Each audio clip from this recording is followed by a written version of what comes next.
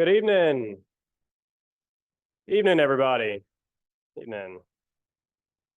I'm Patrick Lewis. I'm the Director of Collections and Research here at the Filson Historical Society. Thank you all so much for joining us for tonight's program.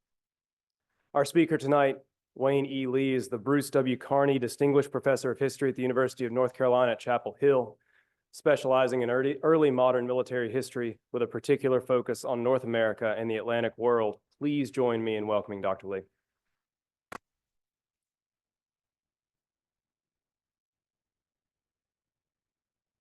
Good evening. Thank you. Thank you for the welcome and thank you for coming out. And if it's not already known to you, he didn't mention in the introduction, but it's a real pleasure for me to be here at the Filson. And I almost just said back here at the Filson because I taught at the University of Louisville, my first job for 6 years, and lived right around the corner on 2nd Street, 2nd and Ormsby. And so I know this neighborhood very well. It was a treat to walk through it again. I was saying to a friend last night, the Louisville has changed enormously and not changed at all at exactly the same time. And it really is a pleasure to be back. I also want to say what an honor it is to be, coincidentally, from my point of view, an honor to be the first inaugural speaker in this lecture series. James Holmberg's name is legend in the early American history community for people who use the Filson, and I've had many friends, including myself, who've come through the Filson for its archives and for essentially the wisdom that is gathered here. And the Filson collectively at least asked me to talk about the book, The Cutting Off Way, and I almost slipped again, because the phrase really is the cutting off way of war. And I avoided that in the title because way of war has become a cliche, and I was trying to avoid that cliche, but I think you'll see why this phrase works when I get to it in a few minutes. There's a lot of things I could talk about. There's a lot of things in the book, but in a relatively short 50-minute talk, I want to focus on a couple of things that come out of this study. And in particular, I want to focus on what I think is going on inside Native American systems of war.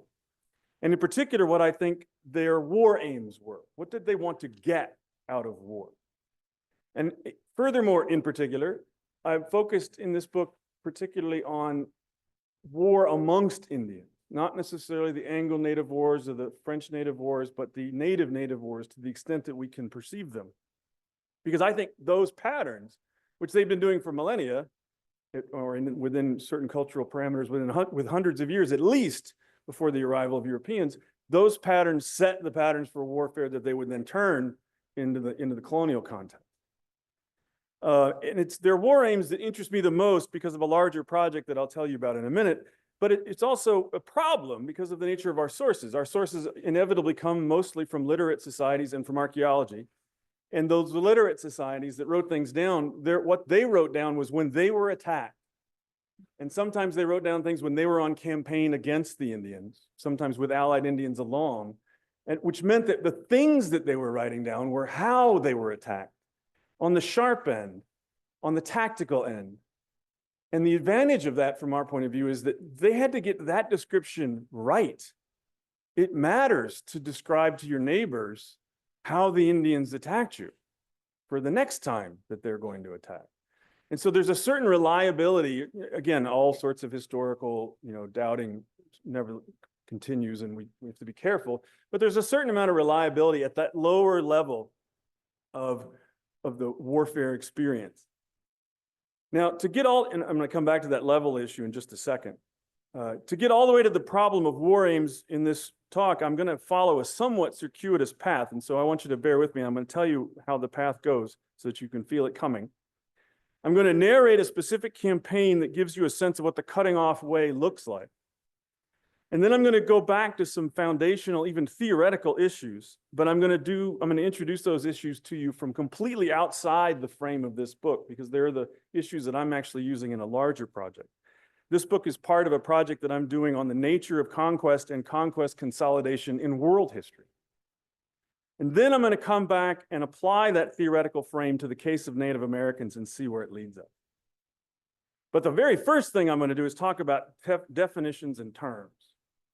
Among other things, I wanted to take seriously the depth of Native American strategic thought and the preparatory skill that was involved in doing what they did when they went to war. And to do that, I chose to use a few modern technical terms in reference to military operations. And it's always dangerous to use anachronistic terms. But I did so in this case because I thought it gave greater clarity than confusion. And that's essentially the bar that all anachronisms should clear, is does it increase clarity?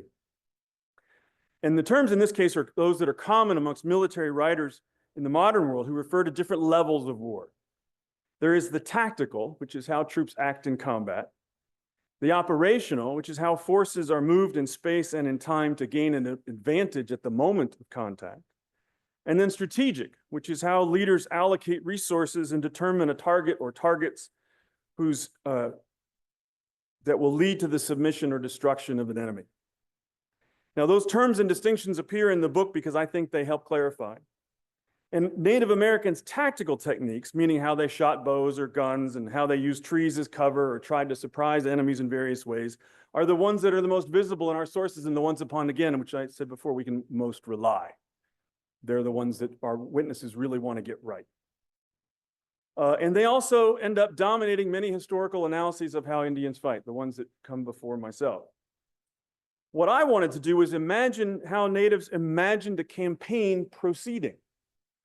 How would they plan their supplies, their logistics? I also use that modern term. How would they plan their supplies? How would a connected series of raids constitute a strategy for forcing their enemy to do what they want? How would they get from the home village to the enemy countryside?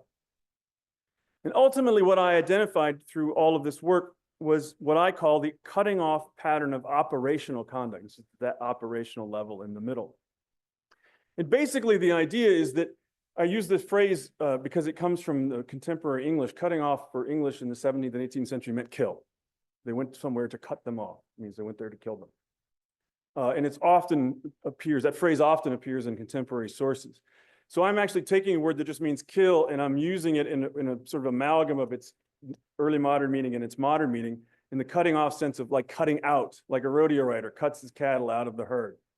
Because what the operational technique was, at either the very low, small scale war party or the very large scale war party, was to go on a march into enemy territory. We're talking about offensive warfare in this case. Go on a march into enemy territory and cut off a part of the enemy population.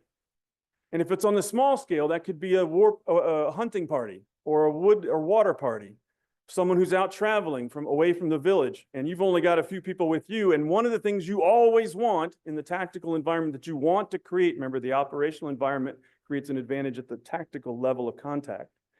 You want to create a numerical advantage.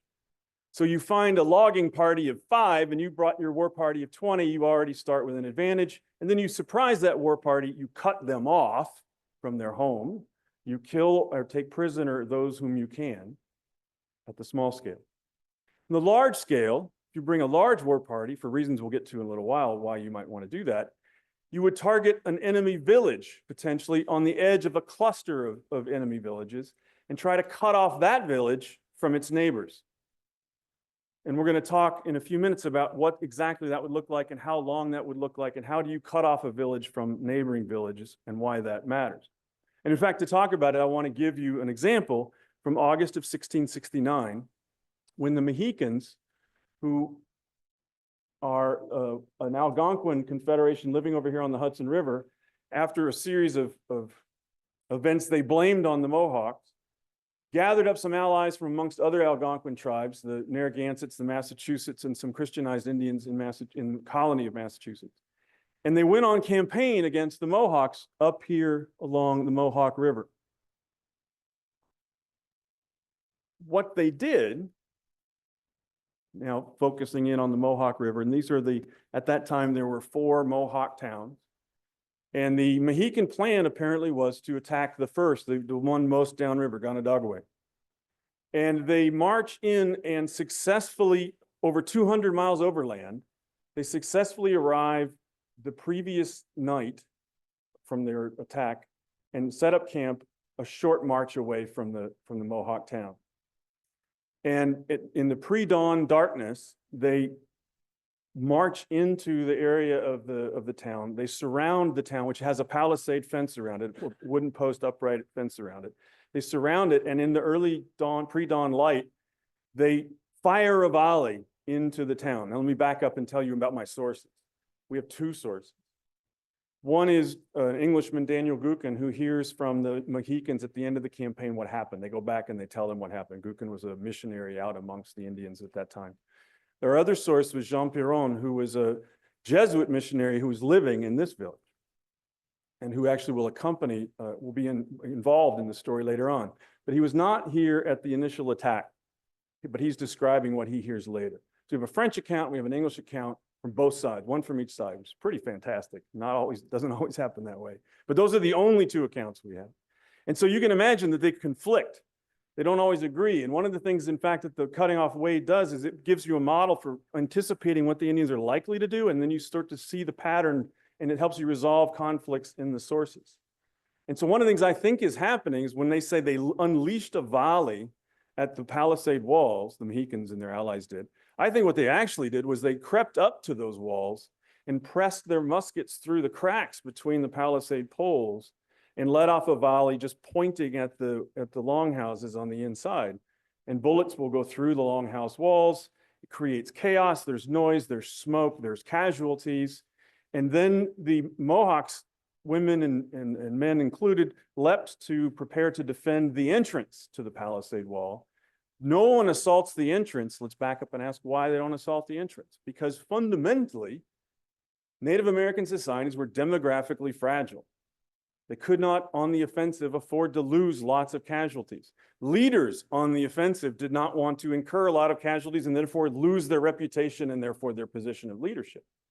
So the tactics they take are conservative. They rely on surprise, and they don't put a lot of people at risk all at the same time. And a really quick way to lose a lot of people is to run through a defended gate. So you don't do that for the most part. So they do this volley at dawn, and as soon as and I use the word volley deliberately because they're all firing at more or less the same time, as soon as that volley is fired, it is heard upriver. And the Mohawks in that village immediately sent runners to their capital at Tionotonagwin, who then gathered. We have an account from, because Piron is there. He says the men immediately gathered, when the messengers arrived, the men immediately gathered cornmeal and their weapons and just ran to get to Ganadagwe. The Mohicans, I argue to you, based on the model, not from the sources, know that this is what's happening. They know that when they pull that trigger and fire that volley in the village, that their time is now limited. They have a certain amount of time before all of the other neighboring villages will send in reinforcements to lift this assault around the palisade. So apparently a brief battle occurs outside the palisade walls with both sides sort of shooting at each other. Most of the casualties at this point have been incurred by the Mohawks on the inside from this initial volley. And then the Mohicans leave, they flee. This is part of the cutting off system. If you cut off a part of the enemy, in this case, they've only killed a few, but they've done it in a village, they've made their point. Now they're gonna leave. They leave the way they came. And at this point, sort of individual personalities and predilections and better tactics than the other guy starts to take over. The system is less important than the events because the Mohicans make a mistake. They assume that with the head start that they've got, they're going to get away, that they're going to cover more ground than their pursuers. The pursuers think faster. They get to Ganadagwe, discover the Mohicans have left, again, gather cornmeal. Cornmeal is a big part of the book when you read the logistics chapter. And they get in canoes. And they use the current to pass the Mohicans along the side of the river in the night. And then they come to the bank just downriver of where the battle is about to be fought and wait until the morning and ambush the Mohicans as they're filing out of their overnight camp. And then there's a long running battle back and forth along the banks of the Mohawk River as the Mohawks are trying to destroy the Mohicans, and eventually they're able to disengage and get away. But after sustaining substantial casualties that they did not want to sustain. And this is exactly what the cutting off way looks like. It's not just the quest to cut off a part of the enemy. It's also knowing what the enemy's defenses look like how long it will likely take them to respond to the noise that you make, then fleeing, following a route that hopefully they will not be able to block.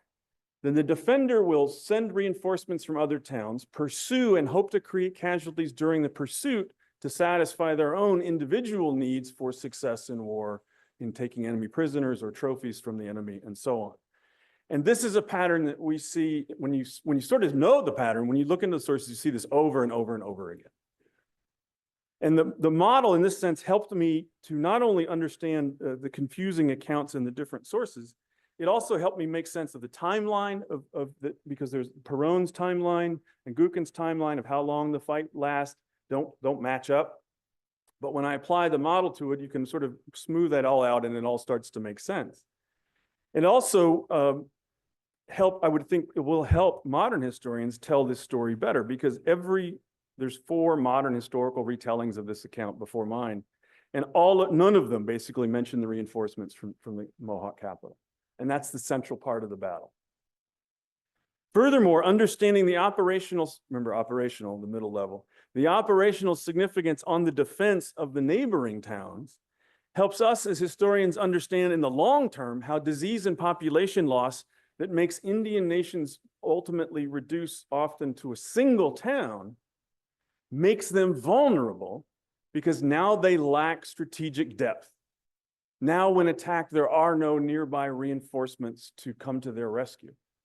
And that also helps explain why some of those single town nations will choose to move next to a European fort, because that European fort becomes their strategic depth. They're solving that operational defense problem. Now, this map and this map are part of a key phrase that I now want to introduce you to, which is that of demographic space. That's the relationship of people and their environment, land and labor. How are people arranged in space? And I've been hinting at the arrangement of villages in space, but I want to go deeper into this. And it's one of the foundational theoretical parts that I wanted to say when I mentioned before, we're outside the frame of the book.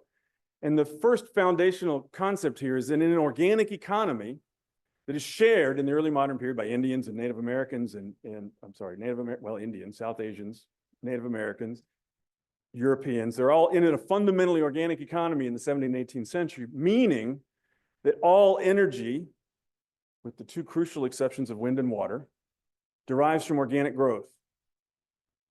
Right? It's either crops coming out of the ground or grass coming out of the ground, the animals eat, and then you take energy from eating the animals, or the animals provide energy by moving your logistics, or your muscular energy moves logistics. And so the organic economy is the fundamental underlying reality of the demographic space in which you live. How do you exploit that organic material that's growing around you and organize your life around that growth? In Native American societies, what I want to do first is give you a framework outside of Native American societies. I want to show you what demographic space in a state environment looks like, and then how it's exploited by the state to produce force and power. So this is an overhead satellite image, actually, of a village in Greece where I first started doing archaeology.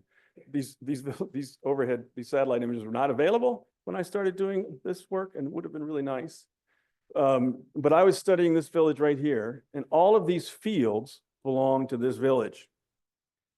That's their fundamental demographic arrangement. Now think about the land and labor space, so that during every day, the farmers wake up in a nucleated village, they walk out to their separate fields, they do their work in their separate fields, they harvest their crops from those fields, they bring them back to that nucleated space in the center, they store the surplus food and seed for next year in barns or in chests under their beds, because it's really important. And so that there's a collection of excess surplus food that's gathering in this nucleated space. This is uninhabited space, and these little roads become the mechanisms by which you take that surplus to a market town down the road, where you sell that surplus, and the market town becomes yet another place in which surplus is gathering, because it's being gathered to be sold in a market. And the state's job is to take a percentage of the produce of every last field.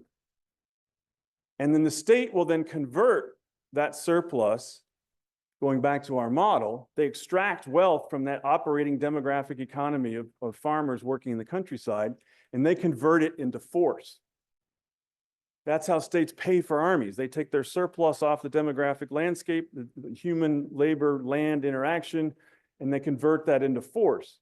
Now, notice I'm putting force versus power. This is a distinction I use with my students, and I think it's not one that everyone uses. So I don't want you to think that every time you see these two words, they have the meanings I'm about to give them to you.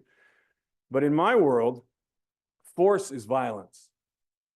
Force is the imposition of control through the actual application of violence. And it's typically dysfunctional. It's a sign that you actually lack power. Power is the ability to get obedience without violence. It's the functioning of bureaucracy. It's you're doing your taxes every year in April or by April and just giving up your wealth to the government. The government does not send troops to collect it. You just do it. That's power. Now, if you want to expand your power, you're going to have to, in the ancient, medieval, and early modern world, you use force to go on the road and you conquer something. You conquer more demographic space. It gives you more fields that you can tax, that you can then turn into greater amounts of wealth. But when you do that initial act of conquest, you then have to consolidate that new space through power, because you want it ultimately to be obedient to your demands. Now, this is a state's version of the relationship between demographic space and force and power. And ultimately, this is what my larger project is about. And what Cutting Off Way was about was trying to understand how these basic concepts work or not in Native American societies, in a Native American demographic space. Now, I want to make a comment about the way we imagine military power. This larger project that I'm on is trying to upend some of the ways we conceive of strategy by digging into the root nature of wealth production and the social capacity to wage war. What are the ultimate goals of military options? And what are the ultimate limits on one's ability to make military success stick? We military historians, and that's really what I am, is a military historian with a heavy early modern, early American focus. We military historians have obsessed about Clausewitz's war as an extension of politics phrase for more than a century. But what I'd like to suggest is that, sure, that's true, but the whole point of politics is to expand available resources or wealth for single polity at the expense of others. And the nature of that wealth, which is what we're going to get to when we get to Native American demographic space, what's the nature of wealth in that society? The nature of that wealth matters in how you do things.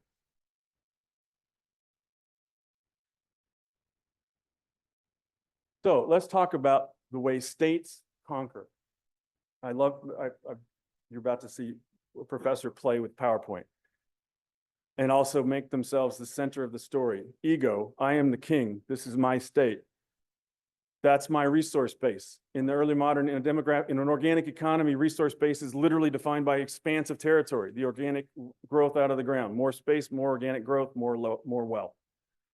I go and attack my neighboring state. By the way, these are triangles because they're hierarchical, non-egalitarian stratified societies. It's a social pyramid.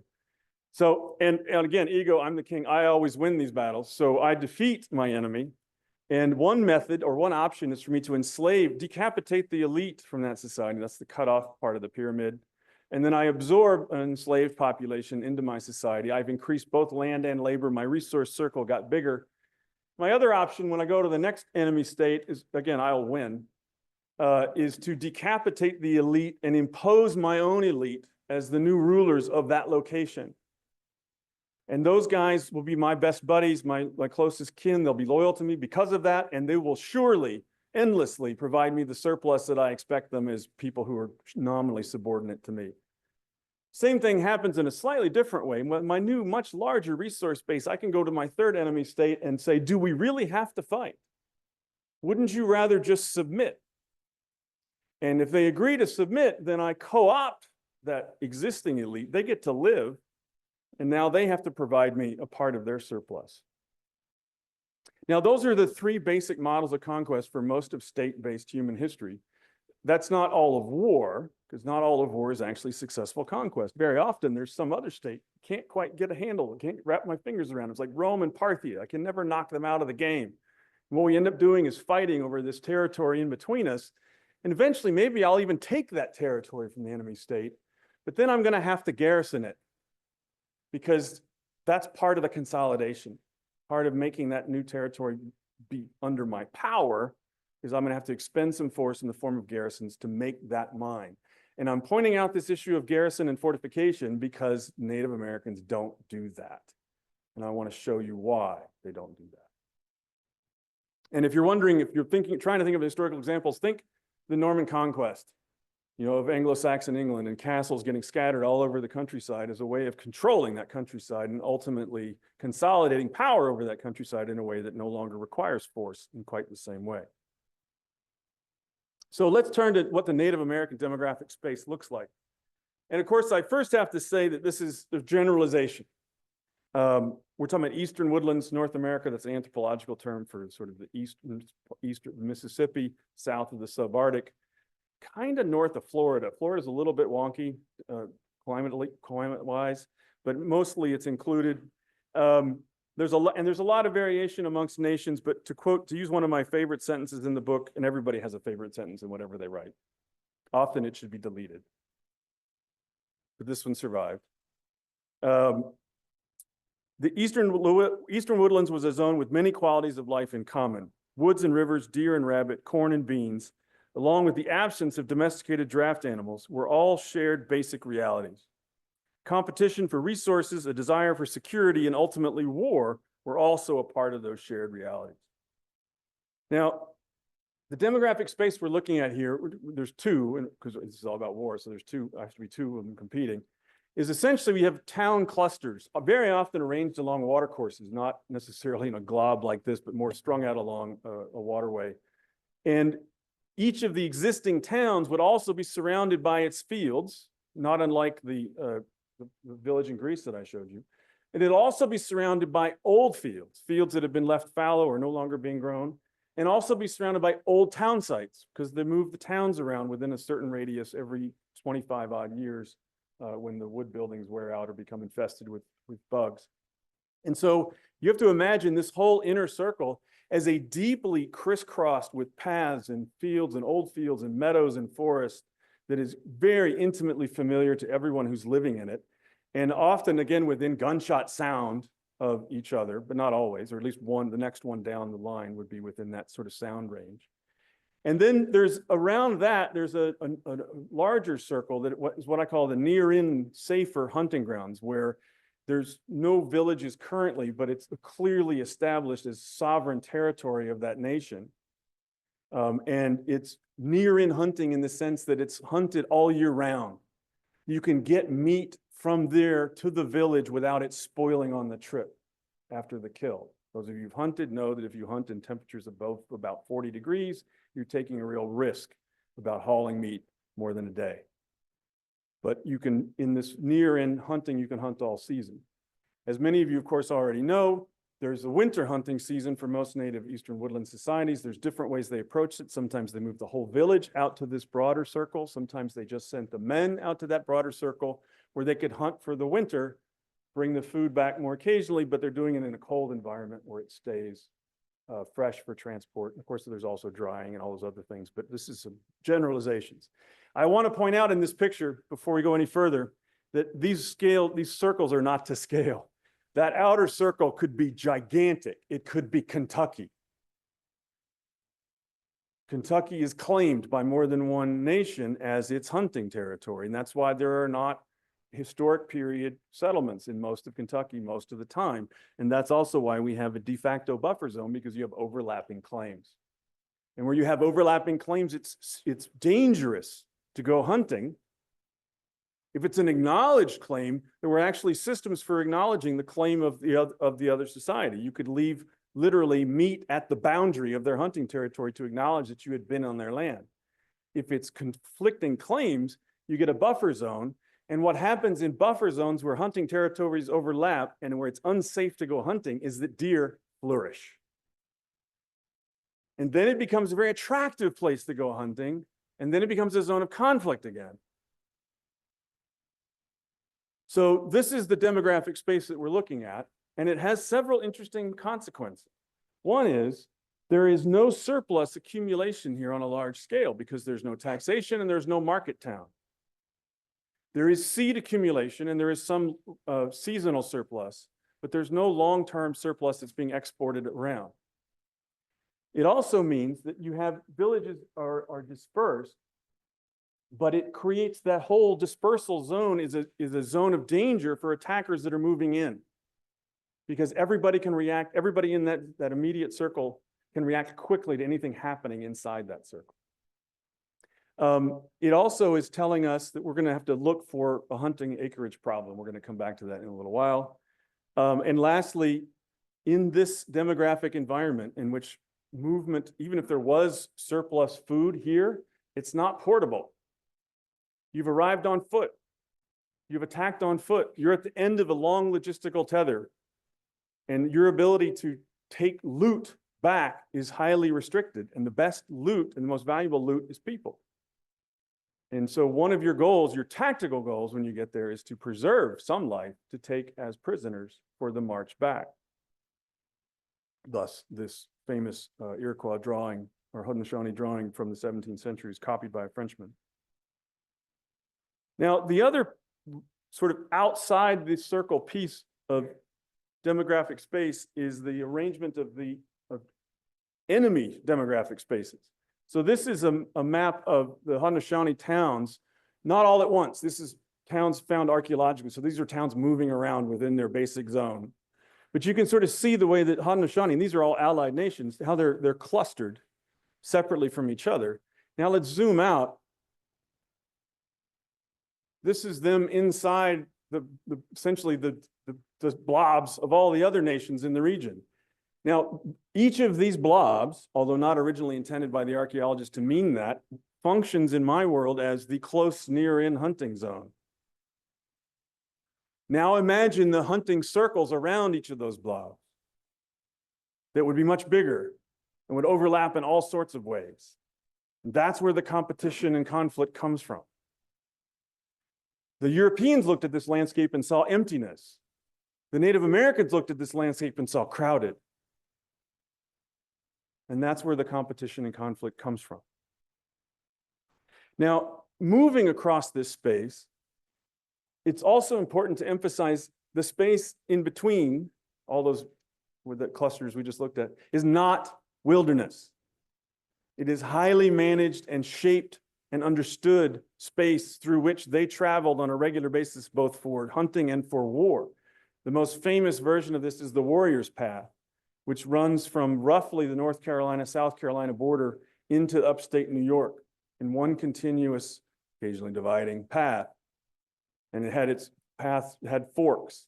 And it's called the Warrior's Path because war parties between the Catawba and the Haudenosaunee, the Catawba in North Carolina, or the Cherokee, North Carolina, and the Haudenosaunee were constantly at war with each other for decade upon decade, traveling 600 plus miles overland. It's not river travel, to go to war with each other. This is a landscape they understand. And to move overland, we're starting to move into the logistical part, to move overland over those distances requires logistical planning and systems. And those systems are derived fundamentally from their basic subsistence system. And the basic subsistence system is corn, squash, beans, deer meat, and other kinds of meat hunted locally. So what does that look like on the move? Well, if we look at a European military ration, this actually corresponds of roughly 2,000 calories a day, roughly corresponds to what we still recommend as a minimum daily intake for an active person, 2,000 calories a day. This European ration would be fleshed out by some butter, some cheese, some beer, but 2,000 calories is a workable number. We can very easily and very quickly get to 2,000 calories with Native American subsistence items. Parched corn, especially powdered corn, is very dense with calories and a very lightweight package. And deer meat is 680 calories a pound, which is roughly equivalent to cow meat. Bear meat, because of all the fat in it, carries an enormous amount of calories. So you can imagine that this is not that, the basic subsistence is relatively amenable to all of this. And they had systems for when out on the march, organized carefully prepared systems. And there's these two long quotes that I will let you read on your own because I oppose to reading slides to people, but in which you can see squads on a Native American war party divided into roles, and the chief supervising the roles of each of the, I'm not going to call them squad leaders, but I'll call them the mess chiefs, who are bringing the food into the camp. And to get to this point, you actually would have had sent out parties of hunters and had them plan ahead so that the parties of hunters would meet the war party at the end of the day's march or at the noon of the day's march and bring the food that they had gathered. So they're actually hunting on the move by using subsets of the war party to bring meat to them on the move. Now, let's go back to however, our demographic space. If we're going, a war party that's going to go attack an enemy blob that has that circle of danger, that zone of danger in the cluster of villages, we don't carry all of that stuff into that zone of danger. We get to the edge of the zone of danger and we cache it, we bury it, put it on top of a hill that everybody can find. There's a rendezvous point. In fact, as I'm going to show you in a minute, we don't even all arrive at that cache point at the same time. We move across the landscape in smaller parties so that we don't get caught, and it's easier to hunt for smaller parties. So this is a British document from the 7 Years' War, written at Winchester, describing the arrival of the Cherokee allies in 1758 at Winchester as a rendezvous to go out on campaign. And if you look, it may be hard to see, but just look at the dates here. Ignore the early arrivals in November. We have February, March. So 21, 26, 28, 29, April 1st, April 8th, 9th. These are all individual parties of Cherokees. And there are, step around. Here are their numbers. 65, 15, 62, 26, 24, 15, 29, 75, 25. These are all coming from the Cherokee. There's a couple of Catawba bands, but the vast majority of them are coming from the Cherokee towns, traveling separately, arriving on different days at the rendezvous, being recorded by the British paymaster, because the British, it's a bureaucracy. Somebody's got to pay, because in this case, they don't have to cache food at the edge of the danger zone because they know the British will start supplying them as soon as they arrive. Their food will come from British sources. But if they're attacking an enemy village and they're on their own, they cache food at the edge of the danger zone. They go in, they conduct the cutting off attack. They already know they're going to flee. As soon as they conduct that attack, they flee back to the cache, sometimes 2 to 3 days without eating, which is something that all of the captives we have from captivity narratives describe with great detail, that we didn't eat for 3 days while fleeing the village and they were dragging me along. And then we found this place and we dug up all this stuff out of the ground and we ate and we kept going. This is the logistical system, and it's organized, and it's planned. Now, the other point of this, beyond describing the sophistication of the systems that we're talking about, is that it shows how without wagons and without horses, and in the absence of waterborne supplies, now, of course, Native American campaigns could be done by canoe, and that changes the game. But all the examples we've been looking at are overland. But in the absence of waterborne supplies, Native nations lacked what we would call take and hold territorial logistics. They could not move a force long distances and then leave it there. It had to go back. It was both their operational technique and their logistical requirement. And furthermore, this means that when that war party arrived at an enemy town cluster at the end of that long march, as I was already suggesting to you, they lack the logistical means to stay there. It's not just the enemy danger of reinforcements, it's their own logistics are already at the end of the tether. They've left their food behind. They're carrying maybe a tiny amount of food. They literally plan starving into their system. And gorging is also planned into the system. They'll gorge food and then go without for 3 days. And that means they cannot conduct a protracted siege. And even if they succeed in taking a town by assault or a rapid siege, they had no way to resupply their forces to then remain and hold that town in the face of reinforcements. And depending on the season of the year, there may not be much surplus in that town to supply them by capture. And all of this takes us back to the cutting off way. This is why it looked the way that it did. You have short duration stays in enemy country, you seek surprise, and then you flee. And that's why we don't see in Native American societies take and hold territorial conquest.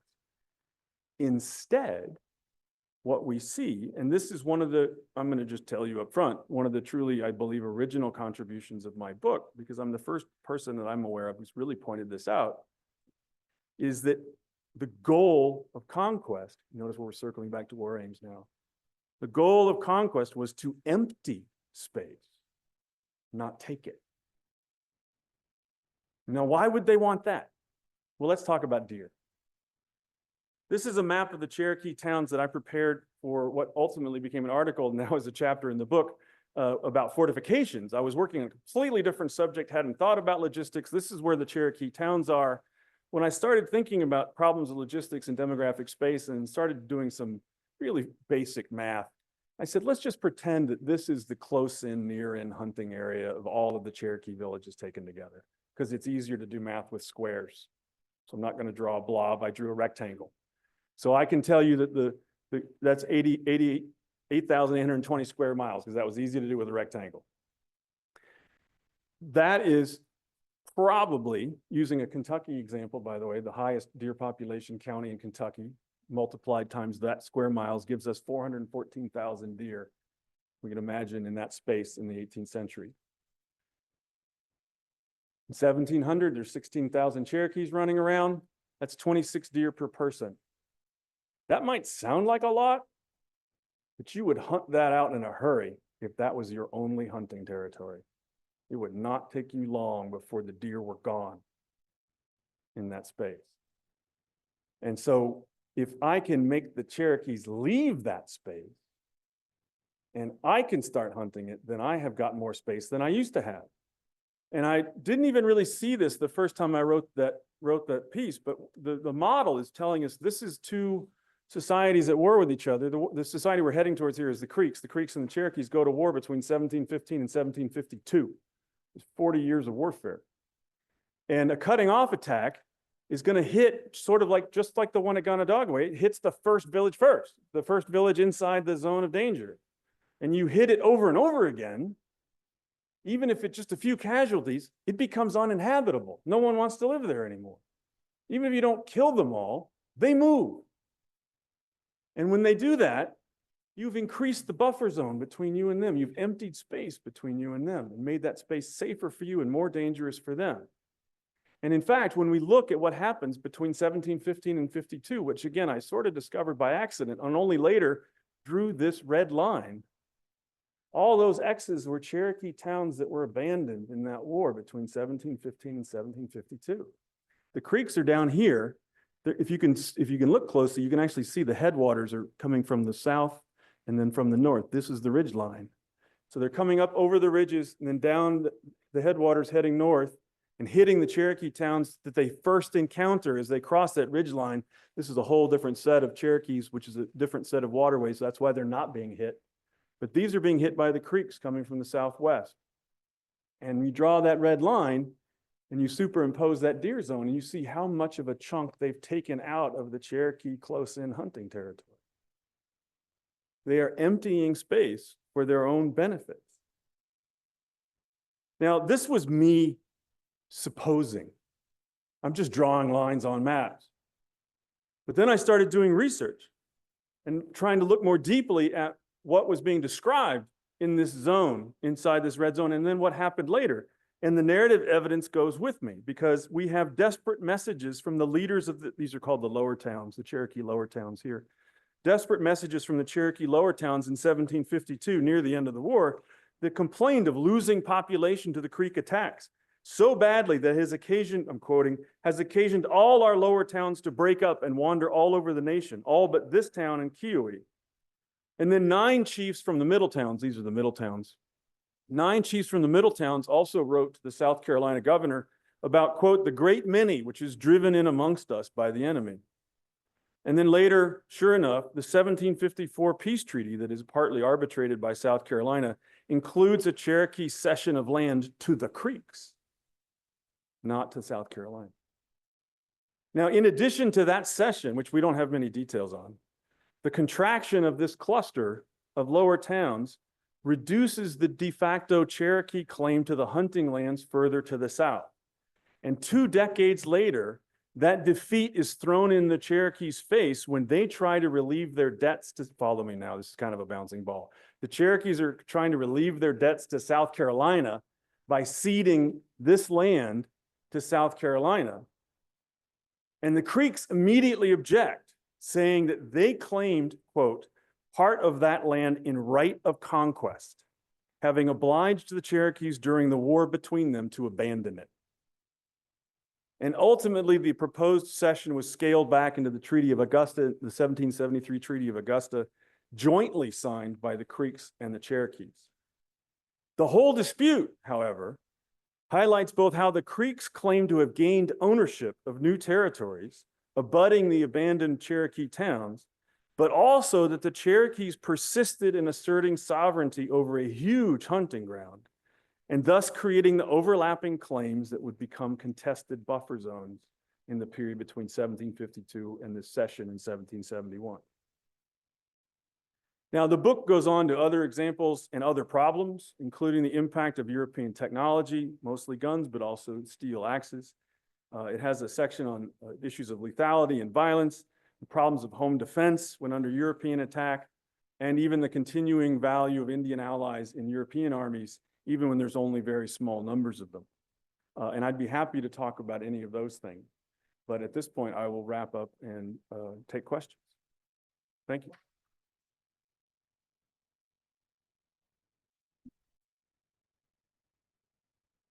So as a reminder for everybody to be able to hear, especially our folks who are on the Zoom, if you've got questions, come up here and ask them into the mic.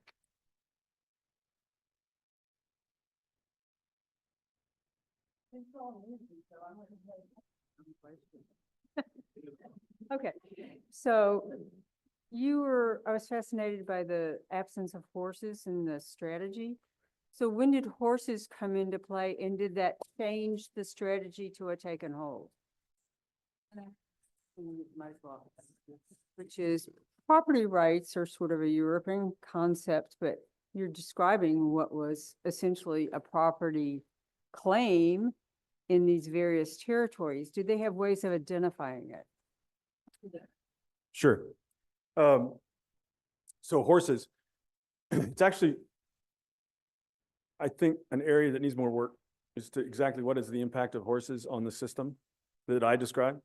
Everything that I can find suggests that horses become an object of loot, to loot, to take from white settlements or other Indians who have them. But they don't ever seem to be employed for logistical reasons until much later and further west. I think one of the reasons is that the very carefully constructed landscape is designed for human feet. Right, it's not wilderness, it's a built landscape. All these paths are designed for humans. It's like trying to take a horse up the Appalachian Trail. It's not gonna work, right? People, no problem. Appalachian Trail, no. There's lots of trails like that. It also, horses are easy to detect inbound so that you lose the benefit of surprise.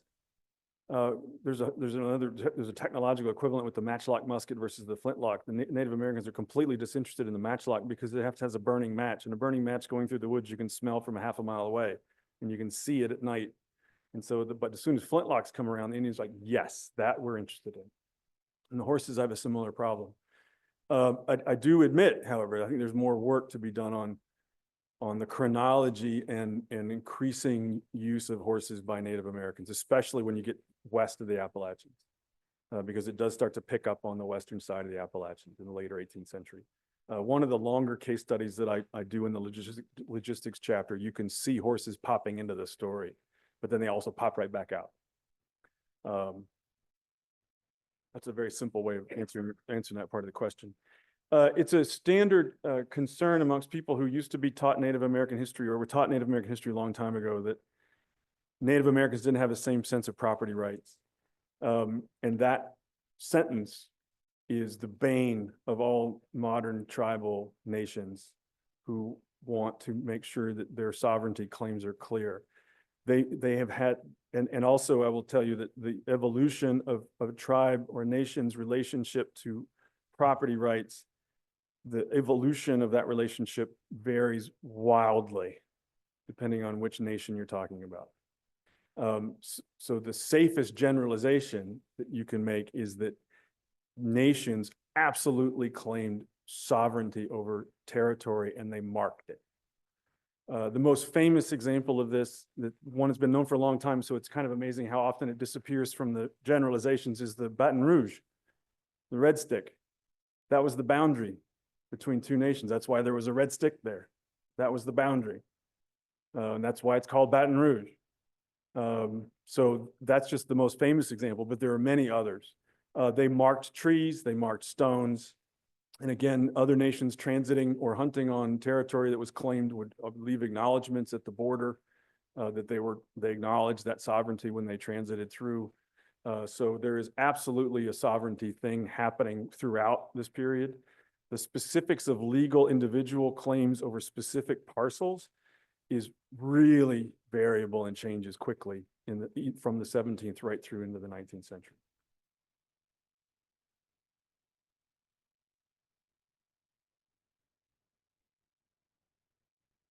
It's traditional also to form a line at the mic if you want to do that. Yes, sir. 1500 to 1800. Right. So what happened in 1800? The change. A lot of things are changing. Was there any more to that question? Or is it just- No, there's no more of that Okay. question, but I do have a comment. A bunch of things change. First of all, 1500, 1800 is a traditional historian's trick to divide up time. It's a classic period, and I've used it before. 1500 is, of course, 8 years after Columbus. Everybody remembers 1492, so 1500, but we can't talk about Columbus because he's not in North America. 1500 is even too early, but it gives, I do have a whole discussion of what do we know about immediately pre-contact warfare? And what can we only guess? And my ultimate answer is I'm not going to go there because the evidence is so different. It's a different book, and it's written by another guy named David Dye. 1800, a couple of things are about to happen or have already happened. Obviously, the formation of the United States changes the game. The imminent departure of the British from the old Northwest competition that are the critical suppliers of powder and guns into the system is going to change the Native American power in the old Northwest being here in Ohio and Indiana, Illinois. Actually, Kentucky's not technically in the old Northwest, but that whole region. When the British depart, for the most part, after the War of 1812, that changes everything. So I decided I did not really want to do the War of 1812, but I wanted to get up to 1800 and use evidence from the American Revolution and the wars immediately thereafter. But I didn't want to go any further. Ultimately, you have to choose some box. And my box was also the Mississippi. And that's the other thing that happens is people start moving across the Mississippi. And let me make a comment if I may. The Braddock, Yeah, Washington is with him.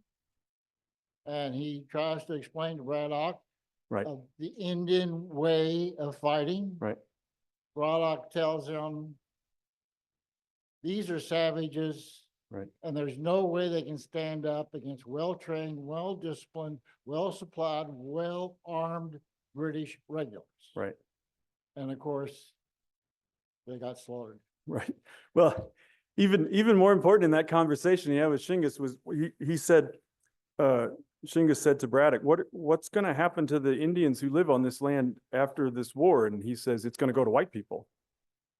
And Shingas was like, okay, I guess we're done then. This conversation's over. That was not the answer I was expecting. And so he takes a whole bunch of his people and they will disappear.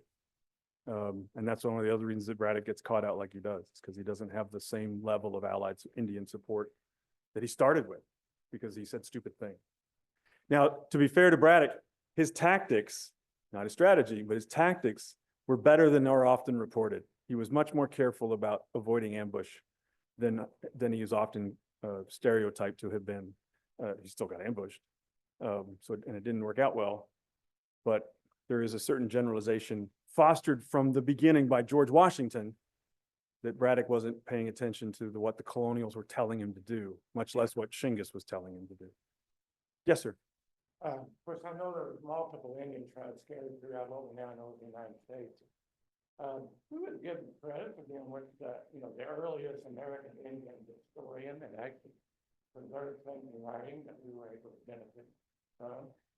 Is there a foremost American Indian historian that we have America?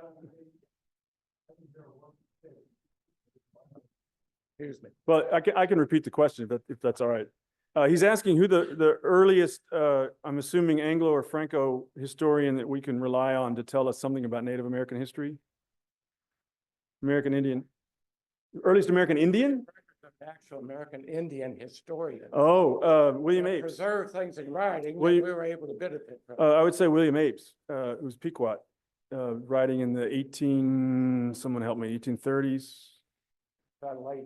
Yeah, yeah. There are some literate Indians who were writing things down.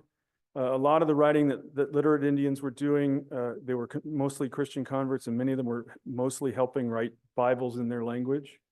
So we have quite a few Native American language Bibles, but they didn't do that much history writing or even document writing. So we don't have, there's nothing like that. I can't think of anything other than William Apes off the top of my head. I was curious if you would consider at the end of the 18th century, like through the Revolution, excuse me, then into the Northwest Territory, you see American forces using the cutting off way, thinking specifically like the Sullivan campaign, Right. like the Harmar campaign. John Grenier wrote a book called The First American Way of War, in which what he wanted to do was make that claim that early American, that is colonial and early state forces were learning from the Indians how to fight. And he submitted the manuscript for review, and I was one of the reviewers. And I said, you have to take this out because you don't have any evidence. There is no, and he was like, you're right, I have to take it out. So he took it out. So what he's able to document is an evolution in the way that militia and regular forces in British and then American state forces fight. But he's not able to show, and I don't think anybody can really show, a direct influence, especially at the operational level. Now, everybody knows that Americans and colonists learned how to use snowshoes, and they learned how to hide behind trees when people are shooting at them, and they learned how to walk in single file because that's what the roads were designed for. So there's a tactical adaptation that is clearly derived from Native American techniques. But in terms of an operational capability, no, you never see them do the hunting. I mean, even Rogers Rangers, they're moving bread. They're not hunting on the move in the same way. They're not caching food at the edge of the zone of danger. They're not doing all of those kinds of things that really define. And Native American systems are designed for take and hold territorial war. Now, they don't always do it. And in fact, one of the things that the Native Americans figure out, and this is a whole section on this in the book that I didn't talk about today, the Native Americans figure out that the weakness of a European expedition is its logistics. And so when a European, like Braddock, when a European expedition is punching its way out into the wilderness, very often, not always like Braddock had to build his own road to do it. Not everybody had to do that, but they would go out into the wilderness, and when the natives would launch their version of an ambush, and this is a great thing about reading sources. Talking about a British Army regiment. This happens twice in a row. Same place, same regiments, different commander, same Cherokees shooting at them. They go through a narrow pass, and the Cherokees attack the pack horses, the British pack horses. They literally are shooting the pack horses. Who guards pack horses in a British expeditionary column? Anybody guess? The militia. Most of our written records come from the memoirs or letters or dispatches of regular Army officers. And so do they talk about what the militia does? No. They talk about what's happening to the line regiments who are at the front of the column, or who are at the rear guard. They have a rear guard, but the pack horses are in the middle of the column. You have your vanguard, you have your leading troops, you've got the pack horses, you've got a rear guard. You actually have a thing called the cattle guard. For when, because you're a lot of times part of the pack horses are live cattle being driven along with the army. So you have a cattle guard detachment. The cattle guard is almost always the militia. And the Cherokees were like, okay, let's go attack the cattle guard and the pack horses. We're being guarded by the militia. No one writes about what the militia does in that case, but generally not well. And when the British Army in the first version of this in 1760 lose their pack horses, they basically end the expedition. They turn around and go back, declare victory, turn around and go back. They come back the next year because they wasn't a victory and they had to go back the next year. And they plan a little bit better, a little bit ahead. But again, the Cherokees attack the pack horses to disable logistics. Same thing happens with Bouquet at Bushy Run. They're attacking the logistics. So the Native Americans figure out the vulnerability because the English, in this case, but also later the Americans, are not doing the cutting off way of war. Well, unfortunately, we've got to cut off Q&A there. I do encourage everybody to stick around and continue the conversation. There's clearly a lot more in the book to explore. Can we have another round of applause, please, Rob? Thank you.